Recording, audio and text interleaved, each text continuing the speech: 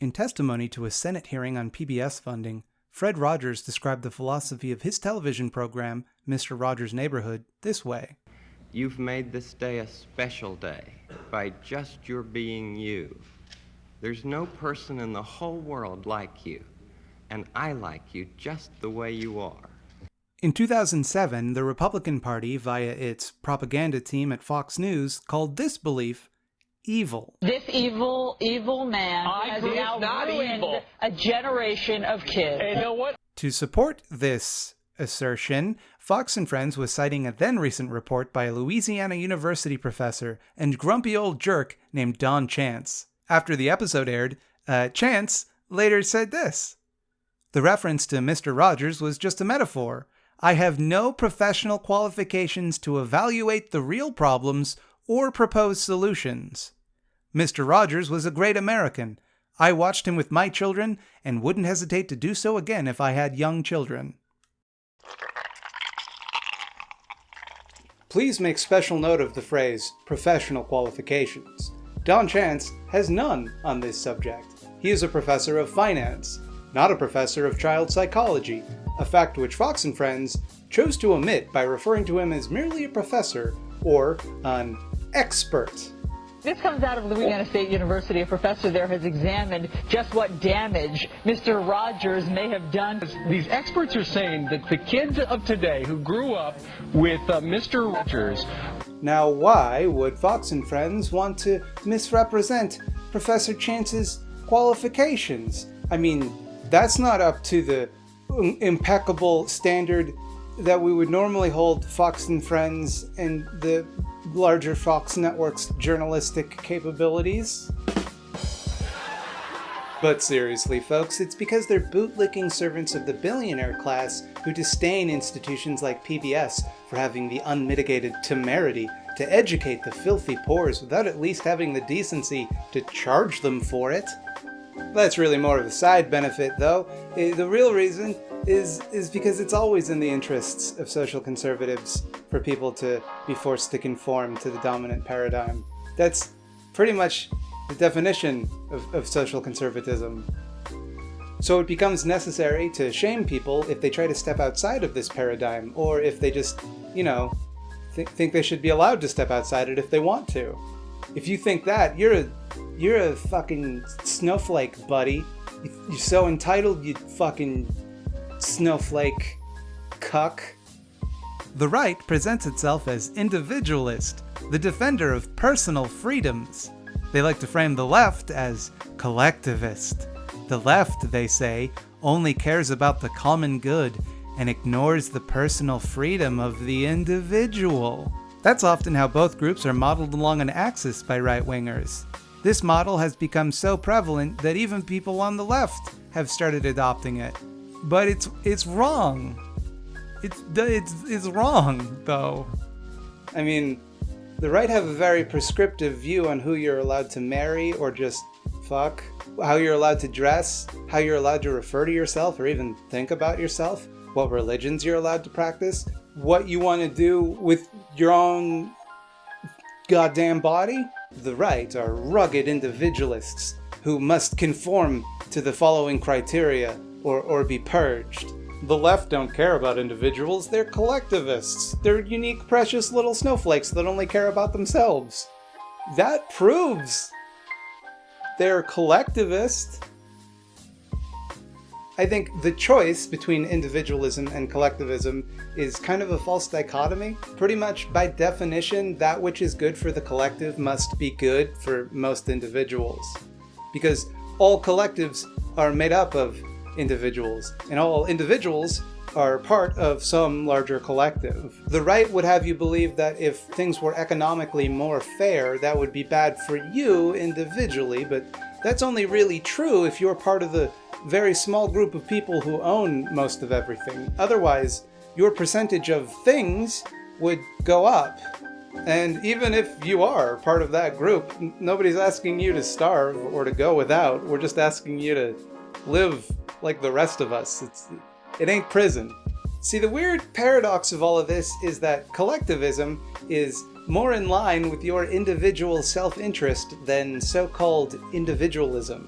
So to get around this, the right has chosen to frame collectivism as selfish. Something that might be good for you personally, but it's bad for the collective, so you shouldn't do it.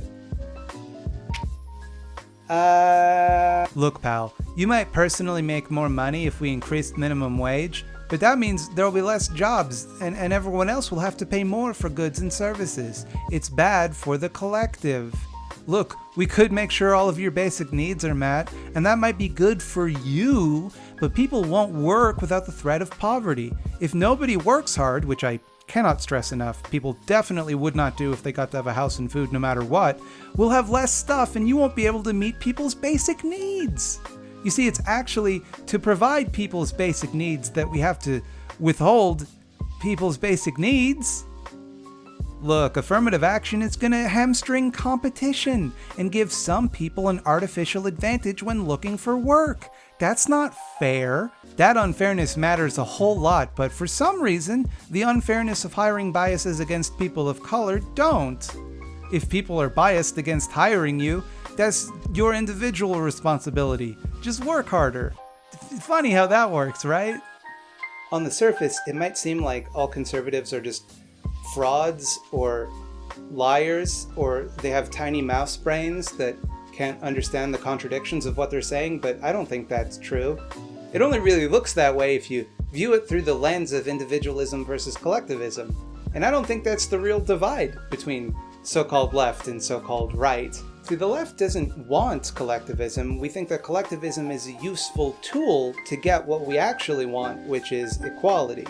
We think that collectivism is kind of the best way for individuals to have a shot at developing themselves as individuals, because like they can have artificial constraints removed from them. So like, for example, it's really hard to be good at, I don't know, math if you're starving to death. But when you have lots of food, it's comparatively easy to be good at math or soccer or anything that you need to be alive to do. All right, so if you want food to eat, you should just work harder, right? Oops, you can't. You're dead. Conversely, I don't think the right actually wants individualism.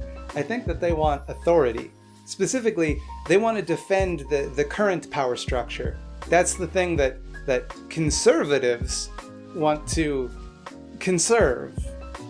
That's why they're called that. The individual in question, when they talk about individualism, isn't you, it's an authority figure who should be respected and obeyed. That might become you if you try hard enough, but right now it's not. Right now you got to do what daddy says. It's a whole daddy dom thing that the right has going on. And I'm not, look, if that's your thing, that's great. But please don't involve me or the economy without our explicit consent. When you view their beliefs through this lens, all of the examples I gave earlier, which seemed contradictory when viewed through the lens of individualism versus collectivism, are now entirely consistent. We can't raise the minimum wage because it helps poor people to the detriment of rich people. Taking that power and spreading it around is destabilizing. Concentrating money and power the way that we do now will allow natural leaders to emerge and guide society better than the ignorant and impetuous masses. We can't make sure people's basic needs are met because the ability to withhold people's basic needs allows the people in authority to control the behavior of the rest of us. It's how they make sure that their will is obeyed. Without that, the people would just do whatever they want. That's chaos. That's people doing whatever they want. That's collectivism. Affirmative action is unfair because it might make things more difficult for people with lots of power, by which I mean white people. But hiring bias is less so, because they only make things harder for people with relatively little power, by which I mean people of color. The people with lots of power deserve it, or they wouldn't have it. Obviously, people with power just worked harder for it, and I'm not saying that some people don't work as hard as others, but it's kind of telling that some people don't have enough power to get a job, you know what I'm saying?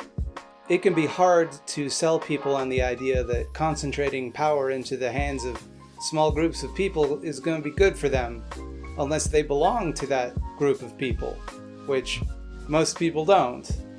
And God knows they can't defend what they actually do with power. They just have to defend the right for someone, hypothetically, maybe you, wink, to wield power.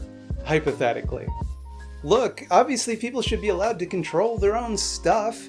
An individual has the right to stuff. That's important, okay? Just the same way that you have control over, like, your PlayStation, I should be able to have control over any pharmaceutical patents that I own, that if I decide to jack up the prices, people die needlessly. It's the same thing. And look, if that didn't convince you, how about this? You're gonna have power someday if you play the game right. So if the right to use that power however you want goes away, then you did all of this stuff to get power for nothing. How's that fair? So you get to control your property, which, alright, great deal, because you don't have much of that to begin with. But you don't get to choose how to live. You don't get to choose who you want to Dougie with, or like what kind of sausage rolls you eat. You eat the sausage rolls that people used to like, god damn it. Wait, sorry. No, this isn't a real controversy, right? Oh, okay. It's sausage rolls now is the thing that the culture war is talking about. Is sausage rolls. Make sure to eat the meat sausage rolls to trigger the libs. Obviously, people should be allowed to do whatever they want with their own property. The most powerful, and therefore best, people have lots of property, and they have to be able to do whatever they want with, say, I don't know, 115 billion fucking dollars, or else the whole world is gonna slide into chaos. I mean, who's gonna work hard every day and get up and tippity-tap type on a little computer and make a website when they can only have a couple $100 million? It just doesn't make sense.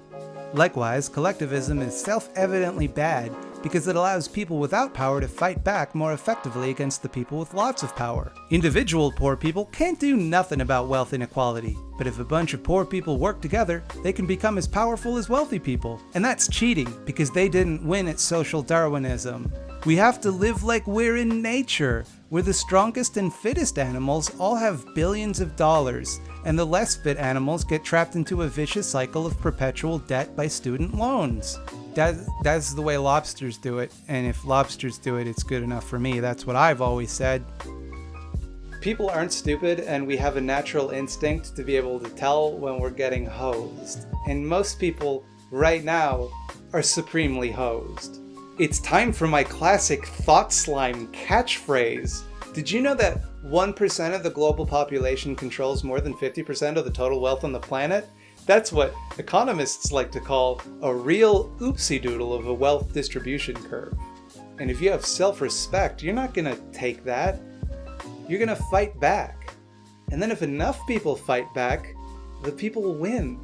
So it becomes necessary for the people who currently hold a lot of power to destroy people's self-respect. You're not special, you're not unique. The world doesn't owe you anything. It is essentially a marketization of self-worth. Your self-worth is literally a dollar amount that you can measure. And unless your dollar amount measures up to what it should be, you haven't earned the right to feel good about yourself or feel special. In fact, you're not special. Nobody's special. Everybody's the same. That's the individualist way to look at things. You little snowflake. It's no longer enough that we're so atomized that we can't effectively fight back. They want to take away even your instinct to fight back. They want to break you. They want you to feel bad about yourself, to feel ugly, to feel stupid, to feel crazy, to feel unlovable, to feel like you're not enough. And they get away with it, with insulting us every day, because we feel like we're too small and powerless to do anything about it. And alone, we might be, but when we work together, we're not. So that's the thing about collectivism. You have one individual snowflake, that's not too dangerous, but if you collectivize the snowflakes, get them together, and have them all move in one direction, you've got an avalanche on your hands. These systems of oppression are so deeply ingrained in our society that it's difficult to even root them out of our minds. It's difficult to even remember that we're special people, unique people, worthy of love, because we've just been reminded so often that we're not by a system that doesn't care about us. Let alone actually dismantling that system, we find it difficult to imagine that the system is wrong about us. I'm not saying it's going to be easy or simple, but we can do it. We have a secret weapon, It's something they don't count on. It's something you've known about your entire life, but you've always underestimated. Something so powerful, not to mention beautiful, that if it's pointed in the right direction, we can accomplish anything with it. Something that our enemies have tried to control for as long as they've known about it, and they haven't been able to. And when they realized they couldn't control it, they tried to destroy it, but they couldn't do that either because it's too powerful. It's too strong. It's unbreakable. Do you know what it is yet?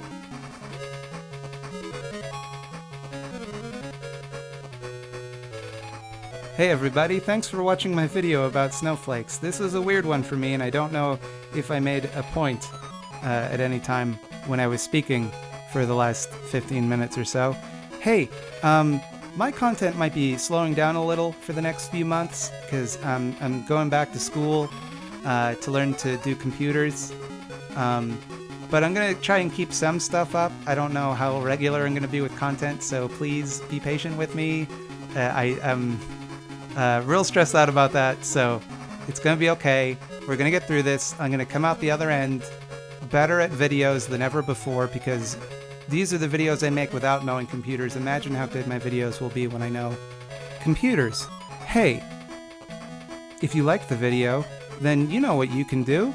Did you know that you can hit the like button and you can subscribe to me and you can hit the bell?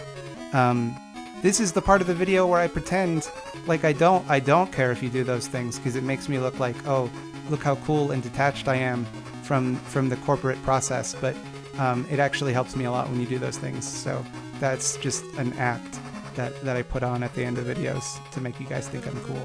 In case you were curious about that, you can also go to my Patreon where I accept money for videos. And there's a Ko-fi link if you just want to give a little bit.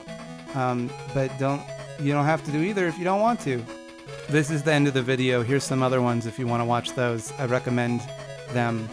They're very good videos.